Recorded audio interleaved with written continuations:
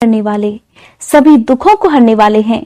सच्चे मन से भगवान श्री सत्यनारायण का व्रत करने, पूजा करने और कथा सुनने से निश्चित ही लाभ मिलता है। अगर आप भगवान सत्यनारायण का व्रत और पूजा करना चाहते हैं तो इसे आप कभी भी कर सकते हैं, लेकिन अगर आप इसे पूर्णिमा के दिन, संक्रांति के या फिर गुरुवार के दिन करते हैं तो बहुत सर्वोत्तम माना जाता है। व्रत के दिन आप स्नान करके पवित्र हो जाएं, अपने मंदिर में आसन पर बैठकर भगवान गणेश, माँ गौरी, वरुण देवता, विष्णु भगवान आदि समस्त इष्ट देवी देवताओं का ध्यान करके उनकी पूजा करें और यह संकल्प करें कि मैं सदा श्री सत्यनारायण भगवान की पूजा और कथा सुना करूंगी या सुना करूंगा। इसके साथ ही हाथ में फूल लेकर भगवान सत्यनारायण का ध्यान कीजिए। फूल, धूप, दीप, नैवेद्य, यज्ञोपवीत अर्पित कर भगवान सत्यनारायण से प्रार्थना कीजिए कि हे भगवान, मैंने जल, पुष्प आदि समस्त सामग्री पूरी श्रद्धा और विश्वास के साथ आपके चरणों में अर्पित कर दी है। अब आप इसे कृपा कर स्वीकार कीजिए। आपको मेरा बारंबार प्रणाम है। इसके बाद आप भगवान सत्यनारायण की इस कथा को पढ़ सकते हैं या सुन सकते हैं। पवित्र तीर्थ स्थल नैमिषारण्य में एक बार एकत्रित हुए आर्यावर्त के 88,000 महर्षियों ने मुनि श्रेष्ठ श्री सूत जी से कहा, हे मुनिवर, कलयुग में मनुष्य वेद, विधान और धर्म विरुद्ध आचरण करते हुए पापों की गठरी के बोझ तले दबता जा रहा है। इसलिए हे मुनिवर, मनुष्य के कल्याण के लिए कृपा कर कोई ऐसा उपाय बताइए जिससे मनुष्य को पुण्य लाभ हो और उसके जीवन की मंगल कामनाएं पूरी हो सकें। तब श्री सूत जी महाराज कहने लगे, हे ऋषियों, आपने विश्व कल्याण के लिए बहुत ही अच्छा प्रश्न किया है। अब मैं उस मंगलकारी व्रत का वर्णन करूंगा जिसके संबंध में एक बार नारद जी ने भी भगवान लक्ष्मी नारायण से पूछा था और उन्होंने नारद जी से जो कथा कही थी उसे अब आप सब भी चिंता मुक्त होकर सुनिए। नारद जी मानव के कल्याण की इच्छा से विभिन्न लोकों का भ्रमण करते हुए पृथ्वीलोक में जा पहुंचे। पृथ्वीलोक में अपने अपने कर्मों के अनुसार लोगों को दुखों से पीड़ित देखकर नारद जी बड़े परेशान हुए और मन में विचार करने लगे कि इन प्राणियों के दुख का निवारण कैसे होगा। जब वह कोई उपाय ना सोच सके तब तीनों लोकों के स्वामी भगवान श्री हरि विष्णु के सामने उपस्थित हो गए। वहां नारद जी ने श्वेत पूर्ण और 4 भुजाओं वाले शंख, चक्र, गदा और पद्म से सुसज्जित देवों के देव भगवान विष्णु की स्तुति करते हुए कहा, हे भगवान नारायण, आप सर्वशक्तिमान और सृष्टि के पालन करता है। मनुष्य का मन और वाणी भी आपके गुणों का वर्णन नहीं कर पाती। आप सर्वश्रेष्ठ और सर्वोपरि हैं। आपका कोई आदि, मध्य और अंत नहीं है। मैं आपको नमस्कार करता हूँ। इस प्रकार नारद जी द्वारा स्तुति किए जाने पर भगवान विष्णु मुस्कुराए और कहने लगे, हे मुनिवर, कृपा करके निसंकोच होकर अपने आने का कारण बताइए। तब नारद जी कहने लगे, पृथ्वीलोक पर जन्म लेने वाले मनुष्य अपने अपने कर्मों के अनुसार विभिन्न योनियों में रहते हुए अनेक दुखों से पीड़ित हो रहे हैं। हे त्रिलोकीनाथ, मुझ पर कृपा करके कोई ऐसा उपाय बताइए जिससे उनका दुख नष्ट हो सके और वे सुख संपत्ति का भोग करते हुए अंत समय में मोक्ष को प्राप्त कर सके। तब सृष्टि के पालनहार भगवान श्री हरि कहने लगे, हे नारद मुनि, अब मैं ऐसे व्रत का वर्णन करने जा रहा हूँ जिसे करने से विश्व के सभी स्त्री पुरुषों को पापों से मुक्ति मिल पाएगी। निर्धनता नष्ट होने से मनुष्य सुख संपत्ति के समुद्र में तैरता हुआ आनंद पूर्वक जीवन यापन करेगा। श्री सत्यनारायण भगवान का व्रत करने से और कथा सुनने से उनकी सभी इच्छाएं पूरी होंगी। कलयुग में मोक्ष प्राप्ति का एकमात्र यही उपाय है। नारद जी ने जब व्रत के लिए विधि विधान की जानकारी चाही तो भगवान श्री हरि कहने लगे, मनसा वाचा कर्मणा शुद्ध होकर मनुष्य भक्ति एवं श्रद्धा भाव से किसी भी दिन यह व्रत कर सकता है। नैवेद्य आदि भक्ति भाव से अर्पित कर ब्राह्मणों को भोजन कराकर दक्षिणा देनी चाहिए। इस प्रकार सत्यनारायण भगवान की आराधना करने से व्यक्ति के सभी कष्टों से मुक्ति मिल जाती है।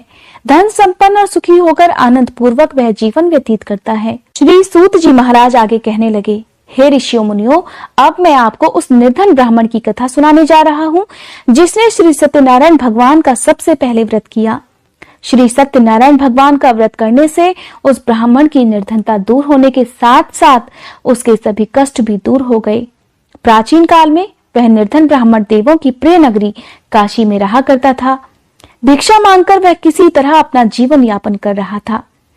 ब्राह्मण की दुर्दशा देखकर ब्राह्मणों से प्रेम करने वाले श्री सत्यनारायण भगवान ने एक दिन बूढ़े व्यक्ति के रूप में उसके पास जाकर बड़े आदर सम्मान से उससे पूछा, हे ब्राह्मण देवता, तुम इस तरह घर घर भिक्षा मांगकर अनेक कष्टों को सहन करते हुए ये कैसे जीवन यापन कर रहे हो? दरिद्र ब्राह्मण कहने लगा, हे मित्र, मुझे आय का कोई भी साधन प्राप्त नहीं है, इसी वजह से मैं भिक्षा मांगकर जीवन यापन करता हूँ। अगर आप मेरी निर्धनता दूर करने का कोई उपाय जानते हो तो मुझे अवश्य बताइए। निर्धन ब्राह्मण की बात सुनकर बूढ़े व्यक्ति ने कहा, हे मित्र, श्री सत्यनारायण भगवान की पूजा आराधना करने से तुम्हारी सभी मनोकामनाएं पूरी हो जाएंगी और तुम्हारे घर में धन संपत्ति की वर्षा होने लगेगी। ब्राह्मण को व्रत करने की विधि बताकर सत्यनारायण भगवान वहां से आगे की ओर चल दिए और कुछ दूर जाकर अंतर्ध्यान हो गए। निर्धन ब्राह्मण ने बूढ़े व्यक्ति द्वारा बताए गए व्रत को करने का निश्चय कर लिया। उस रात उसे नींद नहीं आई। वह व्रत करने के बारे में ही सोचता रहा और रात भर श्री सत्यनारायण भगवान का ध्यान करता रहा। प्रातः काल उठकर सत्यनारायण भगवान का व्रत करने का निश्चय करता हुआ निर्धन ब्राह्मण भिक्षा मांगने के लिए निकल पड़ा। उस दिन ब्राह्मण को भिक्षा में बहुत सारा धन मिल गया और घर लौटकर उसने आसपास के लोगों के साथ श्री सत्यनारायण भगवान की पूजा कर उन्हें व्रत कथा सुनाने के बाद सभी को प्रसाद देकर स्वयं भी प्रसाद ग्रहण किया और इस प्रकार कुछ ही दिनों में ब्राह्मण की निर्धनता दूर हो गई। उसके घर में धन धान्य की वर्षा होने लगी। अब तो ब्राह्मण ने हर महीने श्री सत्यनारायण का व्रत करने का निश्चय कर लिया। हे श्रेष्ठ मुनियों, अब मैं आपको उन लोगों की भी कथा सुनाता हूँ जिन्होंने उस ब्राह्मण से श्री सत्यनारायण भगवान की व्रत कथा सुनकर यह व्रत किया और उनके सभी कष्ट दूर हुए। धन संपत्ति से संपन्न उस ब्राह्मण ने हर माह नियमित रूप से व्रत करते हुए जब अगले महीने श्री सत्यनारायण भगवान का व्रत किया तो उस व्रत में बहुत से बंधु बांधव और मित्र सम्मिलित हुए। उसी समय जंगल से लकड़ियां काटकर लाने वाला एक बूढ़ा लकड़हारा वहां से गुजरा। उसे बड़ी तेज प्यास लग रही थी, इसलिए जल पीने की इच्छा से बूढ़े लकड़हारे ने लकड़ियों के गट्ठर को जमीन पर रखा और घर के आंगन में पहुंचकर उस ब्राह्मण से पूछा, हे ब्राह्मण देवता, आप इस समय किसका पूजन कर रहे हैं? इस व्रत को करने से क्या लाभ होता है? कृपा करके मुझे सब बातें बताइए। बूढ़े लकड़हारे की बात सुनकर उस ब्राह्मण ने उसे सब बातें बता दी। लकड़हारा बड़ा प्रसन्न हुआ और उसने भी मन ही मन भगवान सत्यनारायण का व्रत करने का निश्चय कर लिया। चलते हुए लकड़हारे ने सोचा कि आज लकड़ियां बेचने से जो धन मिलेगा उस धन से मैं श्री सत्यनारायण भगवान की पूजा करूंगा। ऐसा विचार करने से उस दिन लकड़हारे को लकड़ियों के अधिक रुपए मिले।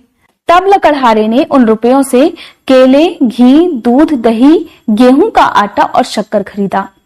घर लौटकर लकड़हारे ने देवों की प्रिय काशी नगरी में श्री सत्यनारायण भगवान की पूजा की। उस पूजा में उसके परिवार के और आसपास के लोग भी सम्मिलित हुए। श्री सत्यनारायण भगवान की पूजा और व्रत कथा सुनने के बाद लकड़हारे ने प्रसाद बांटकर स्वयं भी प्रसाद ग्रहण किया। सत्यनारायण भगवान की कृपा से लकड़हारे के घर में धन धान्य की वर्षा होने लगी।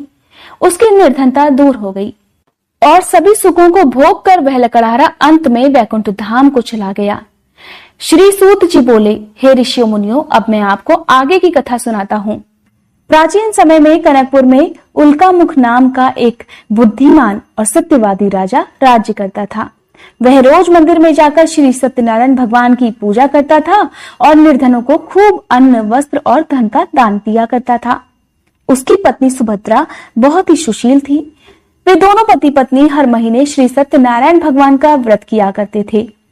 श्री सत्यनारायण भगवान की कृपा से उनके महल में धन संपत्ति के भंडारे भरे रहते थे। उनकी सारी प्रजा बहुत आनंद से जीवन यापन कर रही थी।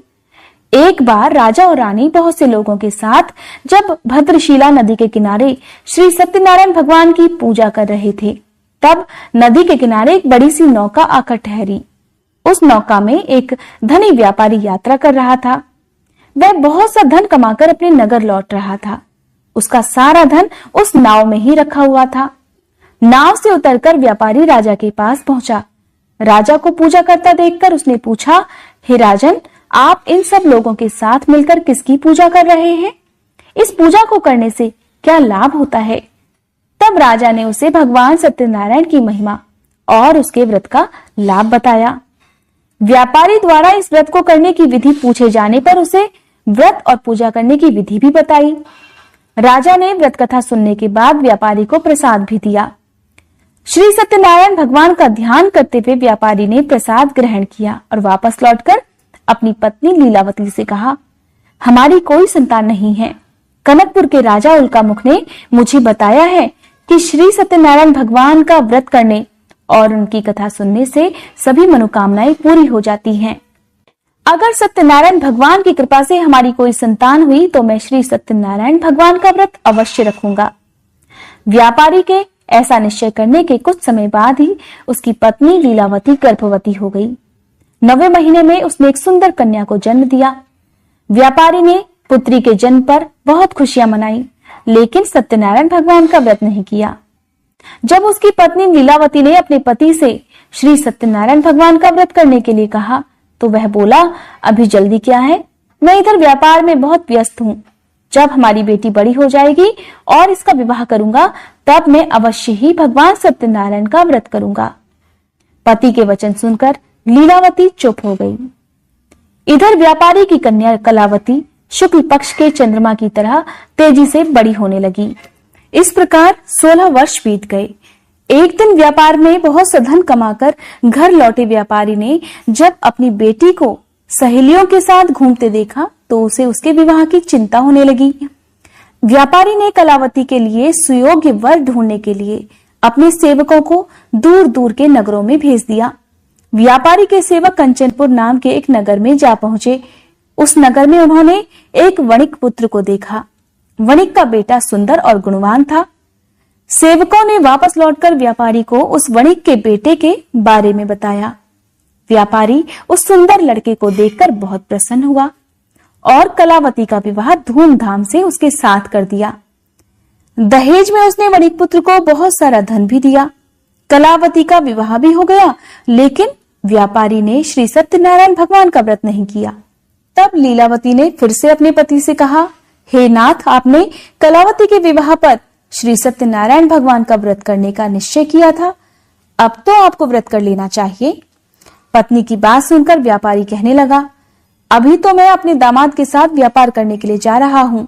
व्यापार से लौटने पर श्री सत्यनारायण भगवान का व्रत और पूजा अवश्य करूंगा। ऐसा कहकर व्यापारी ने कई नावों में अपना सामान भरा और अपने दामाद और सेवकों के साथ व्यापार करने के लिए निकल पड़ा। व्यापारी द्वारा बार बार व्रत का निश्चय करने और फिर व्रत न करने से सत्यनारायण भगवान क्रोधित हो गए और व्यापारी को दंड देने का निश्चय कर लिया। व्यापारी अपने दामाद के साथ रत्नसारपुर में पहुंचकर व्यापार करने लगा। एक दिन कुछ चोर महल में चोरी कर भाग रहे थे। सैनिक उनका पीछा कर रहे थे। भागते हुए चोरों ने सैनिकों से बचने के लिए चोरी का सारा धन व्यापारी की नावों में छुपा दिया। खाली हाथ चोर आराम से भाग गए। चोरों का पीछा करते हुए सैनिक व्यापारी के पास पहुंचे। उन्होंने व्यापारी की नावों की तलाशी ली तो उन्हें राजा का चोरी किया गया सारा धन भी मिल गया। तब सैनिक व्यापारी और उसके दामाद को बंदी बनाकर राजा के पास ले गए। राजा ने उन दोनों को कारागार में डलवा दिया और उनका सारा धन भी ले लिया।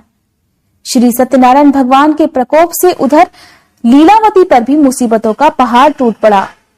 उसके घर में चोरी हो गई और घर में खाने के लिए भी अनाज नहीं बचा। भूख प्यास से व्याकुल होकर व्यापारी की बेटी कलावती एक ब्राह्मण के घर गई। उस ब्राह्मण के घर में श्री सत्यनारायण भगवान की पूजा हो रही थी। तब उसने भी वहां बैठकर कथा सुनी और प्रसाद लिया। घर लौटकर कलावती ने सारी बात अपनी मां लीलावती को बताई। तब लीलावती ने सत्यनारायण भगवान का व्रत करने का निश्चय कर लिया। अगले ही दिन लीलावती ने अपने परिवार और आसपास के लोगों के साथ मिलकर श्री सत्यनारायण भगवान की पूजा की। पूजा करने के बाद सबको प्रसाद बांटकर स्वयं भी प्रसाद ग्रहण किया। लीलावती ने अपने पति और दामाद के घर लौटाने की मनोकामना से श्री सत्यनारायण भगवान का व्रत किया था। लीलावती के विधि पूर्वक व्रत करने और प्रसाद ग्रहण करने से श्री सत्यनारायण भगवान ने प्रसन्न होकर उनकी मनोकामना पूरी कर दी। उन्होंने राजा चंद्रकेतु को सपने में दर्शन देकर कहा, हे राजन, व्यापारी और उसका दामाद बिल्कुल निर्दोष हैं। सुबह उठते ही उन दोनों को आजाद कर दो। उन दोनों का सारा धन भी वापस लौटा देना। अगर तुमने ऐसा नहीं किया तो मैं तुम्हारा सारा वैभव नष्ट कर दूंगा। ऐसा कहकर श्री सत्यनारायण भगवान अंतर्ध्यान हो गए। प्रातःकाल उठते ही राजा चंद्रकेतु ने अपने मंत्रियों और राज्य ज्योतिषियों को रात के सपने की बात बताई और सबने व्यापारी और उसके दामाद को छोड़ देने के लिए कहा। तब राजा चंद्रकेतु ने तुरंत उस व्यापारी और उसके दामाद को छोड़ दिया और उनका सारा धन भी वापस कर दिया। इस प्रकार श्री सत्यनारायण भगवान की कृपा से व्यापारी और उसका दामाद दोनों खुशी खुशी अपने नगर की ओर चल दिए। तब श्री सूत जी महाराज आगे कहने लगे, उस व्यापारी ने अपने दामाद के साथ शुभ मुहूर्त में नावों द्वारा रत्नसारपुर से प्रस्थान किया। लंबी यात्रा करने के बाद व्यापारी ने एक नगर के किनारे नावों को रोककर भोजन किया और फिर दोनों विश्राम करने लगे। तभी श्री सत्यनारायण भगवान व्यापारी की परीक्षा लेने के इरादे से साधु के रूप में उसके पास पहुंचे और पूछा, हे वणिक, तेरी नावों में क्या सामान रखा हुआ है? व्यापारी ने मन ही मन सोचा कि यह साधु अवश्य ही कुछ मांगने की इच्छा से सामान के बारे में पूछ रहा है। यह सोचकर व्यापारी ने झूठ बोल दिया, हे साधु महाराज, मेरी नावों में तो बेल और पत्ते भरे हुए हैं। व्यापारी के झूठे वचन सुनकर सत्यनारायण भगवान ने क्रोधित होते हुए कहा, हे वैश्य, जो तुमने कहा है वही सत्य होगा। इतना कहकर साधु रूपधारी सत्यनारायण भगवान कुछ दूर जाकर अंतर्ध्यान हो गए। व्यापारी साधु को खाली हाथ लौटाकर बड़ा प्रसन्न हुआ, लेकिन जब व्यापारी ने अपनी नावों में धन की जगह बेल और पत्ते भरे हुए देखे तो वह जोर जोर से रोने लगा। मन ही मन अपने झूठ बोलने पर पश्चाताप भी करने लगा। रोते रोते व्यापारी बेहोश हो गया। कुछ देर बाद जब उसे होश आया तो वह फिर विलाप करने लगा। तब उसके दामाद ने कहा, यह सब साधु के श्राप के कारण हुआ है, इसलिए वही साधु इस विपत्ति से छुटकारा दिला सकते हैं। दामाद की बात सुनकर व्यापारी साधु की तलाश में चल पड़ा। कुछ देर ढूंढने पर सत्यनारायण भगवान मिल गए। व्यापारी ने साधु रूपधारी सत्यनारायण भगवान के चरणों में गिरकर झूठ बोलने के लिए क्षमा मांगी। तब सत्यनारायण भगवान बोले, हे वणिक पुत्र, तूने बार बार सत्यनारायण भगवान अर्थात मेरी पूजा करने के लिए कहा, किंतु कभी पूजा नहीं की। तब व्यापारी ने हाथ जोड़कर कहा, हे भगवान, आप तो दीन दुखियों के कष्ट दूर करने वाले हैं, सभी की मनोकामनाएं पूरी करते हैं। मेरी इस गलती को क्षमा कर दीजिए। मैं सदा आपका व्रत और पूजा किया करूंगा, आप मुझ पर कृपा कीजिए। व्यापारी की क्षमा याचना सुनकर साधु महाराज ने उसे क्षमा कर दिया। उसी समय व्यापारी की नावों में भरे हुए बेल पत्ते धन धान्य में परिवर्तित हो गए। व्यापारी ने अपने सेवकों के साथ अगले दिन श्री सत्यनारायण का व्रत करके उनकी पूजा की, सबको प्रसाद बांटकर स्वयं भी प्रसाद ग्रहण किया। उसके बाद व्यापारी ने अपने नगर की ओर प्रस्थान किया। अपने नगर में पहुंचकर व्यापारी ने एक सेवक को अपने घर भेजा। सेवक ने उसके घर पहुंचकर उसकी पत्नी लीलावती को उनके आने की सूचना दी। उस समय लीलावती और कलावती दोनों श्री सत्यनारायण भगवान की पूजा कर रही थी। पति और दामाद के लौट आने का समाचार सुनकर लीलावती ने पूजा करके प्रसाद ग्रहण किया और कलावती से कहा कि बेटा, मैं नदी के किनारे जा रही हूँ, तू घर का काम पूरा करके आ जाना। यह कहकर लीलावती नदी की ओर चल पड़ी, परंतु कलावती पति से मिलने की खुशी में प्रसाद ग्रहण किए बिना ही घर से निकलकर नदी किनारे जा पहुंची। उसके प्रसाद ग्रहण न करने के कारण सत्यनारायण भगवान क्रोधित हो उठे। उन्होंने व्यापारी की नावों को नदी में डुबा दिया। अपने पति को वहां पर ना देखकर कलावती जोर जोर से रोने लगी। तब व्यापारी ने कहा कि हे पुत्री, अवश्य ही तुझसे कोई भूल हुई है। उसी भूल के कारण श्री सत्यनारायण भगवान ने तुझे यह दंड दिया है।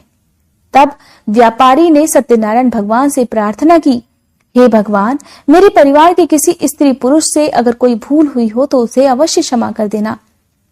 तभी आकाशवाणी हुई, हे वणिक पुत्र, तेरी कन्या मेरा प्रसाद ग्रहण किए बिना ही चली आई। अगर अब घर पहुंचकर तेरी कन्या प्रसाद ग्रहण करके वापस आ जाए तो उसे पति के दर्शन हो पाएंगे और डूबी हुई नावें भी ऊपर आ जाएंगी। तब कलावती ने ठीक वैसा ही किया। उसके प्रसाद ग्रहण करने और वापस लौटने पर नावें जल के ऊपर आ गईं और दामाद भी सुरक्षित नदी से बाहर निकल आया।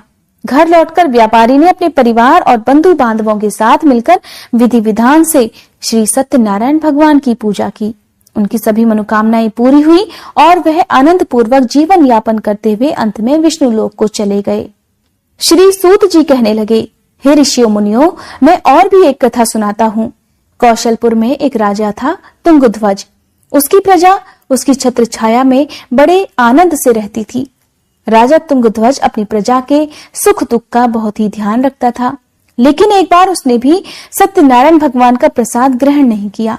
तब सभी को चिंताओं से मुक्त करके धन संपत्ति से भंडार भरकर प्राणियों को जीवन के सभी सुख देने वाले श्री सत्यनारायण भगवान ने राजा को प्रसाद ग्रहण न करने का एक दंड दिया। एक दिन राजा तुंगध्वज जंगल में हिंसक पशुओं का शिकार करने निकला हुआ था। तेजी से घोड़ा दौड़ाकर शिकार का पीछा करते हुए वह अपने सैनिकों से अलग हो गया और देर तक हिंसक जानवरों का शिकार करता रहा। इसलिए कुछ देर आराम करने की इच्छा से वह एक बड़े वृक्ष के नीचे जाकर बैठ गया। पास में ही कुछ चरवाहे श्री सत्यनारायण भगवान की पूजा कर रहे थे। राजा ने उनके पास से गुजरते हुए श्री सत्यनारायण भगवान को नमस्कार नहीं किया।